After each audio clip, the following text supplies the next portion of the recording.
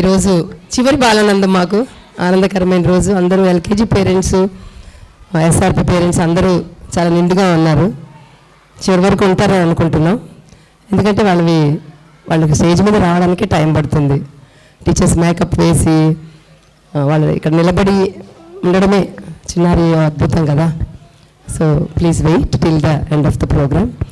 మనకు తెలుసు ప్రతి బాలానందం గురించి మీకు చెప్పుంటారు శేఖర్ సారు. బాలానందం స్కూలు సాంస్కృతిక పండుగ, మొదటి పండుగ ఉండొచ్చు చాలామంది పిల్లలకి. ఈ సంవత్సరం చేరిన పిల్లలకి ఇది 5వ తరగతి వరకు కొనసాగుతుంది. ప్రైమరీ వాళ్ళు, ప్రీ ప్రైమరీ వాళ్ళు ప్రతి సంవత్సరం ఈ సమయంలో అంటే నవంబర్, డిసెంబర్ మాసాల్లో వాళ్ళ పేరెంట్స్ కోసం ప్రదర్శిస్తారు. ఇది పోటీలు కాదు, ఎవరు బాగా చేశారని పోలిక కూడా లేదు.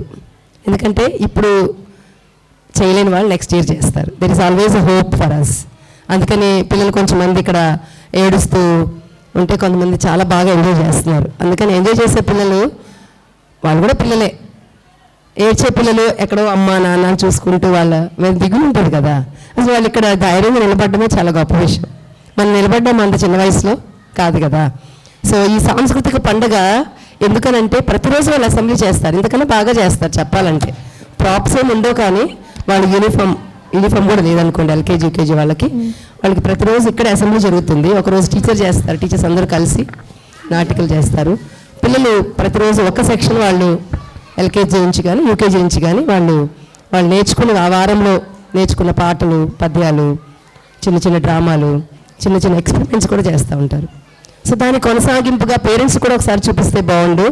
యాన్యువల్ డే అంటే ఒకటి పెట్టేసి మనం చాలా రాత్రి వరకు 11-12 గంటల వరకు ఉండే సంస్కృతికి దూరంగా నర్సరీ నుంచి 5th క్లాస్ వరకు పిల్లలు 7 రోజుల పాటు ఇక్కడ పండుగ జరుగుతుంది. ఈసారి 1 నుంచి 5 వరకు మంచి రాష్ట్రాలు తీసుకున్నారు. వాళ్ళు రాష్ట్రాల గురించి కొంత స్టడీ చేసి పరిశోధన చేసి వాళ్ళు ఇక్కడ ప్రదర్శించారు. చాలా చక్కగా జరిగినాయి. హడావుడి లేకుండా ఆ తల్లిదండ్రులే పిలుస్తున్నాం కాబట్టి స్కూల్ కూడా పెద్ద కష్టం కాదు. ఎందుకంటే ఒక 60 మంది పిల్లలే ఉంటారు. 60 మందికి 60 మంది పేరెంట్స్, అమ్మ నాన్న తాతయ్య వాళ్ళు కూడా కలుపుకుంటే ఒక 100 మంది parents. So organisation will not be a difficult task. ఇప్పుడు మనం పెద్ద ఎత్తున పెట్టుకున్నప్పుడు చాలా కష్టంగా అనిపిస్తుంది. కానీ ఇప్పుడు ఆ పిల్లల్నే చూసుకోవడం ఇక్కడ పేరెంట్స్ కూడా బాగుంటుంది. సో ఎల్కేజీ యూకేజీ పేరెంట్స్ అస్సలు నర్సరీ పేరెంట్స్ దిగులు పడద్దు. వాళ్ళ పిల్లలు బాగా చేసినా చేయకపోయినా they are the children. Next year వాళ్ళు చాలా ఇంప్రూవ్మెంట్ ఉంటుంది. ఫస్ట్ క్లాస్కి వెళ్ళాక అసలు మనం ఎవరు చెప్పనవసరం లేదు. సో ఒక్కొక్క బాలవేదానికి ఒక్కొక్క అతిథిని మనం పిలుచుకుంటాం. ముఖ్యంగా ప్రముఖులను, విద్యావేత్తలను, పిల్లలకు దగ్గరగా ఉండేవారిని గెస్ట్గా పిలుచుకుంటాం. వారు తల్లిదండ్రులకి కొన్ని విషయాలు తప్పకుండా చెప్తారు. ఈ సమయంలో చెప్పిన విషయాలు బాగా వింటారు పేరెంట్స్. అందుకనే సభలు ఎక్కువ లేవు. అసలు మనకి ఏ ఫంక్షన్లోని సభలు ఉండవు, అవి వేరేగా ఉంటాయి. అంటే విద్యా సదస్సులో వేరేగా ఉంటాయి. కానీ ఇలాంటి సమయంలో పేరెంట్స్ అందరూ కూడా పిల్లల యొక్క వేష భాషలు చూద్దామని వస్తారు కాబట్టి పెద్దగా మీటింగ్స్ ఉండవు. కానీ ఒక్క అతిథిని మాత్రం మనం వింటే ఈ సమయంలో బాగుంటుంది. ఎందుకంటే పిల్లల్ని చూశారు 1-2 ప్రోగ్రామ్స్ మేడము. ఈరోజు మీకు ఇచ్చిన ఇన్విటేషన్ లానే శకుంతల గారు అడిషనల్ కమిషనర్ మంగళగిరి వారిని గెస్ట్గా పిలుచుకున్న వారిని వేదిక మీదకి రావాల్సిందిగా కోరుచున్నాం. ఐ రిక్వెస్ట్ భాస్కర్ గారు టు ట్రెజెస్ట్ మేడం. సో చాలా బిజీ. యూజువల్గా మేము అధికారిని పిలవడం కొంచెం కష్టంగా ఉంటుంది. ఎందుకంటే వాళ్ళ కోసం వెయిట్ చేయడము పేరెంట్స్ కొంచెం ఇదిగా ఉంటుందని. సో మేడం మేము ఇన్వైట్ చేయగానే ఒప్పుకున్నారు. ఏదో ఒక సమయంలో వచ్చి మాట్లాడతానన్నారు. తప్పనిసరిగా వారి మనసులో కొన్ని ఉంటాయి, పేరెంట్స్కి చెప్పాల్సినవి, పిల్లలకు చెప్పాల్సినవి. కాబట్టి ఈ సమయంలో వారు ఇచ్చేటువంటి సందేశాన్ని మనం అందరం విందాం.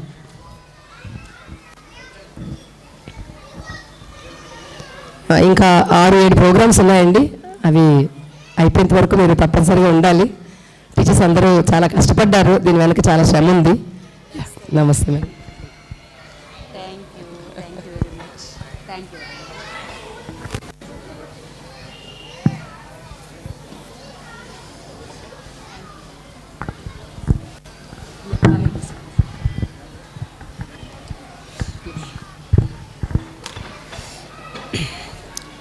అందరికీ నమస్కారము. ముఖ్యంగా ఈ యొక్క అరవింద స్కూల్ ప్రిన్సిపల్ గారైన భారతి ఇంద్రాణి మేడంకి అదేవిధంగా హెచ్ఎం గారు అండ్ సహోపాధ్యాయులు, తల్లిదండ్రులు, ముఖ్యంగా చిన్నారులు అందరికీ కూడా ఈ బాలానందం ఈ యొక్క కార్యక్రమానికి ఇచ్చే సందర్భంగా నన్ను పిలిచినందుకు కానీ మీ అందరికీ కూడా ఒకసారి ధన్యవాదాలు తెలియజేసుకుంటున్నాను. నిజానికి పిలవటం అనేది ఒక ఇదేమో కానీ రావటం మాత్రం ఇలాంటి ప్రోగ్రామ్స్కి రావటం బర్డెన్ అనిపించదు. పిల్లల్ని చూడటంతో వాళ్ళ కార్యక్రమాలతోటి మన యొక్క స్ట్రెస్ ఏదైనా ఉంది అంటే అదంతా కూడా పోయిద్దనమాట. సో ఎంత లక్కీయెస్ట్ అనుకుంటూ ఉన్నానన్నమాట. అంటే పిల్లలతో కలిసి పనిచేసే ఆపర్చునిటీ రావటం కూడా చాలా బాగుంటుంది అనేది. సో మనం ఇప్పుడే చూసాము 2-3 కార్యక్రమాలు ఎంతో చక్కగా మనందరం కూడా ఆనందించాము. నిజానికి ఈ లైఫ్ ఉండాల్సింది ఇదే రకంగా ఉండాలి. ఫస్ట్ నుంచి 5th క్లాస్ లోపల వాళ్ళని తెలుసుకునేటట్లుగా వాళ్ళని వదిలేస్తే ఏ విధంగా ఏ రకంగా వాళ్ళల్లోని శక్తులు బయటకు వస్తాయి అనేది మనం వదిలిపెట్టేసి చూస్తూ ఉండటం అనేది ఒక అలవాటుగా మార్చుకుంటే వీ విల్ ఎంజాయ్ ఇట్. పిల్లలు ఎంజాయ్ చేస్తారు, మనము ఎంజాయ్ చేస్తాం. వాళ్ళ మీద ఏవో మనము పెట్టటము ఎక్స్పెక్టేషన్లు అంటే ఈ దశలో 1వ తరగతి నుంచి 5వ తరగతి వరకు ఉండే LKG నుంచి సంథింగ్ అనుకోవటం, అది మనం కేవలం వాళ్ళని అట్లా మనం వదిలేసేసి వాళ్ళు ఏం చేస్తున్నారు అనేది కేవలం ఒక కంటితో చూసుకుంటూ ఉంటే అదే వాళ్ళలోని ప్రతిభ పాఠవాలు అవే బయటకు వస్తూ ఉంటాయి. వాళ్ళ ఆసక్తులను బట్టి తరువాత లైఫ్లో వాళ్ళకి ఆసక్తి ఎటువైపు ఉందో అటువైపు డ్రైవ్ చేయటానికి మనంతట మనంగా కొన్ని తీసుకోవచ్చు. సో ఈరోజు ఆధునిక ప్రపంచము మారిపోయింది. మనందరము గ్రామీణ నేపథ్యాల్లో నుంచి పట్టణ నేపథ్యాల్లోకి వచ్చి ఇక్కడి నుంచి సిటీస్లోకి వచ్చాం. సిటీస్ నుంచి మెగా సిటీస్ అంటే హైదరాబాద్ ఇంకా అలా పెద్దవి. ఆ తదుపరి మనము ఇతర దేశాలకి అంటే కల్చర్ అనేది మారుతూ ఉంటూ ఉంది. దీంతో పాటుగా మనం పిల్లల్ని పెంచే విధానము, పిల్లల మీద మన యొక్క ఎక్స్పెక్టేషన్లు ఇవన్నీ కూడా దాంతోనే మారుతూ ఉన్నాయి అనుకోవచ్చు. నిజానికి మనకి ఒకానొకప్పటి రోజు గ్రామీణ ప్రాంతాలలో మన పిల్లలకి ఏమీ టెన్షన్లు ఉండే కాదు. వాళ్ళపైన పెద్ద ఎక్స్పెక్టేషన్లు ఆ రోజుల్లో ఉండే కాదు. ఓకే, చదువు అనేది చదువుతాడు, లేదా ఏదైతే మనము పెద్దలు ఆచరించే వృత్తులు ఏవైతే ఉన్నాయో వాటిల్లోనే ఏదో ఒకటి ఎత్తుక్కుంటాడులే అనేది ఉండేది. సరే వెళ్తుంటే సరే పంపిద్దాంలే, లేకుంటే సరే ఏదో ఒకటి వాడే చేసుకుంటాడు. పొలం పని అయితే పొలం పని, ఇంకో పని అయితే ఇంకో పని అని. అంతేగాని ఎక్కువ టెన్షన్ పడిపోయి వాళ్ళు ఆ టెన్షన్ అంతా వాళ్ళ మీద చూపించి పిల్లల మీద చూపించి లేనిపోనిది ఉండేది కాదు. ఆటలు కావచ్చు, పాటలు కావచ్చు, వాటికో ప్రత్యేక కార్యక్రమాలు ఉండే కాదు. వచ్చేసి అక్కడ పలకలో పుస్తకాలు పడేసేసి బజారుల్లోకి వెళ్ళిపోతే వాళ్ళకు తోచిన ఆటలు వాళ్ళే ఆడుకొని వచ్చేవాళ్ళు. దానితోటి అక్కడి నుంచి వచ్చినప్పుడు ఆ యొక్క మనస్తత్వంలోని స్వేచ్ఛ, సొంతంగా నిర్ణయం తీసుకునే తనము, ఏదైనా ఎదుర్కొనేది, ఇవన్నీ ఇప్పుడు ఒక 40s, 40s, 50s ఉన్న మనబోటి వాళ్ళకి వచ్చింది అంటే ఆ నేపథ్యమే. అప్పుడు నేపథ్యంలో అంత ఎక్కువ మన పైన ఏదో షీల్డ్ అంటే మనం సేఫ్టీ అనుకుంటున్నాం, మనం ఏదో బాగా చూసుకుంటున్నాం అనుకుంటున్నాం పిల్లల్ని. నిజానికి ఇది బాగా చూసుకోవటం కాదు చెప్పాలి అంటే.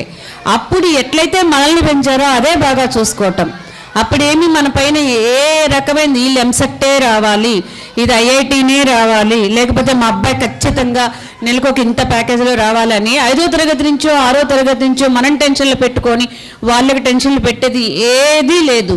ఆ రోజు బాగా చదివిన వాళ్ళపైన బాగా చదివిన వాళ్ళపైన ఒకే రకమైన ట్రీట్మెంట్ ఉండేది తల్లిదండ్రుల దగ్గర నుంచి. ఏం టెన్షన్ ఉండేది కాదు.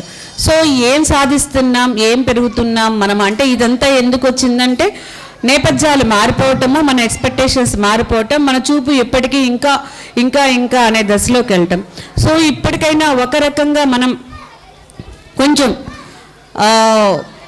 ఆ పరుగుని కొంచెం స్లో చేసుకుంటే కనుక ఆ స్లోనెస్లోనే ఏదైతే ఉందో మనకి ఎక్కడ మిస్ అవుతున్నామో, మన పిల్లలు ఏది మిస్ అవుతున్నారో అది అందజేయటానికి అవకాశం వచ్చింది అనుకుంటున్నాను.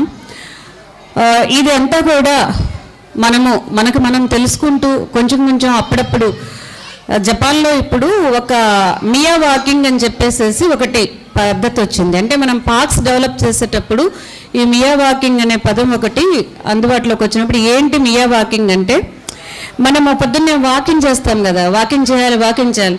ఆ వాకింగ్లో కూడా ఏంటి ఇలా నడవాలి.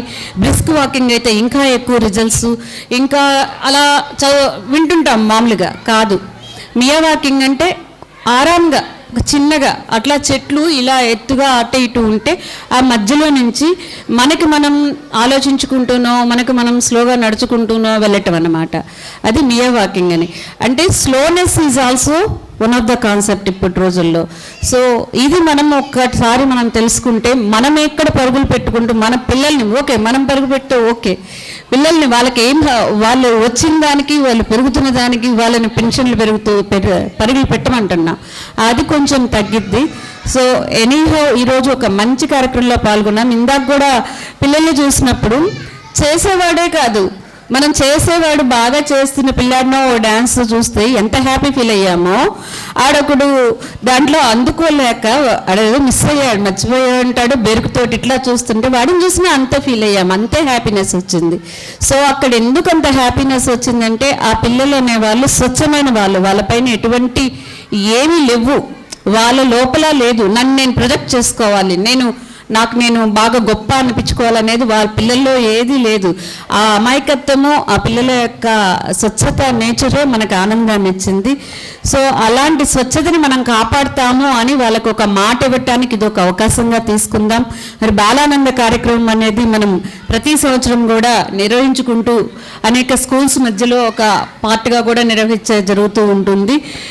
ఇది ఒకటి చక్కగా వాళ్ళని ఇంకొక ప్రపంచంలోకి తీసుకెళ్ళటానికి, వాళ్ళల్లోని రొటీన్లో నుంచి డిఫరెన్స్లోకి తీసుకురావడం కోసం ఉపయోగపడే కార్యక్రమాలు. మరి ఇలాంటి కార్యక్రమం ఈసారి అరవింద స్కూలు ఫస్ట్ మీరు లీడ్గా తీసుకొని నిర్వహించుతున్నందుకు గాను స్కూల్ యాజమాన్యానికి అభినందనలు తెలియజేస్తూ ఈ అవకాశం ఇచ్చిన మీ అందరికీ కూడా ధన్యవాదాలు తెలియజేస్తున్నాను. Thank you very much. Thank you అండి. Thank you. Very wonderful message which is very much correlate to what we're doing here. Thank you so much అండి. సో ఇంకొక విన్నపం, ఈరోజు వారానికి నెలకి 2 నెలలకి ఒక ఇంక్వెల్ అనే ఒక చిన్న పత్రికని మనం రిలీజ్ చేస్తున్నాం. సంవత్సరానికి ఒకటి వస్తుంది న్యూస్ లెటరు. అలానే పిల్లలు బాగా రాస్తూ ఉంటారు, ఇంగ్లీష్, తెలుగు, బొమ్మలు బాగా వేస్తూ ఉంటారు. మీకు తెలుసు అన్ని డ్రాయింగ్స్ వాళ్ళే వేస్తారు, క్లాస్కి కావాల్సింది, స్కూల్కి కావాల్సినవన్నీ. సో దాన్ని ఒక పత్రిక రూపంలో తీసుకొస్తున్నాం. ఇది 3వ సంచిక మేడం చేతుల మీదుగా ఇనాగ్రేట్ చేయాల్సిందిగా కోరుచున్నాం. Please, I request Madhavi, who is framing it and designing it, and other teachers and even students, 10th class students can come forward. 10th class 2 students are here. Yeah, please.